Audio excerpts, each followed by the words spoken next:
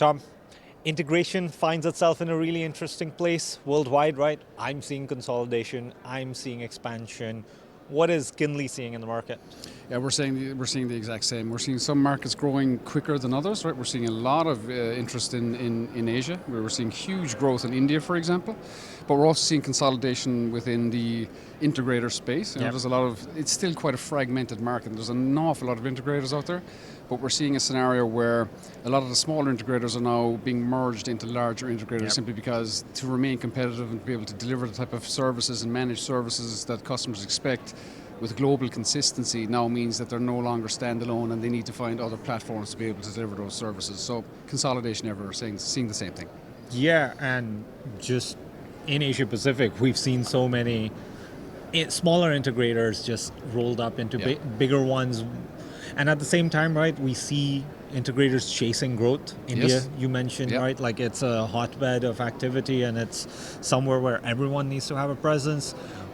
What do you think this is doing to the integration business? Is it good that we're consolidating and getting that uniformity? I think there needs to be a certain level of consolidation, right? Because I mean, again, I think if you're going to be delivering global services in a consistent manner, you do have to have a certain size and a certain bandwidth and a certain platform to allow you to do that. So I think it's positive. I think it means that our industry is becoming, more professional. Yep. I think it's more comparable now to the IT industry than it's ever been, right? So it's going down a kind of a growth route and becoming more professional, which I think is good for all of us. Yeah, and I always look to IT. It's kind of my thing to kind of figure out what we're going to be doing in 5 years' time. Yes. And do you really think we're on that track, or do you think that kind of like bespoke service that we offer, that kind of talent that we have for figuring out and creating experiences, do you think that's still going to be retained and kept in our offering? Yeah, I mean, I hope it's still going to be relevant. I think it's very important still. At the same point, if you look at the IT, this AV to IT convergence piece, we've been talking about it a long time. I think it's a natural development within the industry. I think because, again, customers are expecting services and uptime services and managed services delivered and consumed in a way that they're normally used to doing at IT.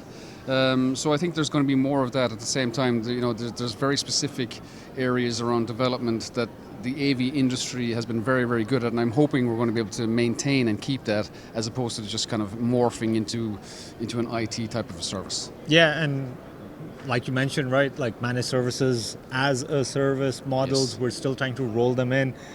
AI is over the horizon, right? Like data lakes, getting all of that in, and just having this kind of like turning point moment to get rolled up. How do you think integration is going to respond over the next 5 years to kind of bring these things in and then offer it on to the clients?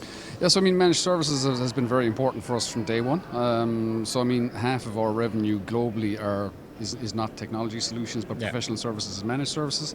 So that's a big area for us anyway. I think AI is going to help us to deliver more services that are more scalable. I think what we're always trying to look at is a scenario where, deploying AI, what does it mean and why are you doing it? So what's the customer outcome? What's the benefit that you're trying to achieve? So, better support services, more predictive services. That's kind of area that we see most development from our perspective in our managed services. So I think it's natural. I think it's accelerating. I think the companies that don't leverage AI in the correct way are going to struggle at a certain period because they just won't be able to scale and they won't be able to keep up. But for us, we're always managing between let's say the productivity part of AI and what does that mean versus what can we do to improve the customer experience. Yeah. Tom, thank you so much for your time. Pleasure. Thank you.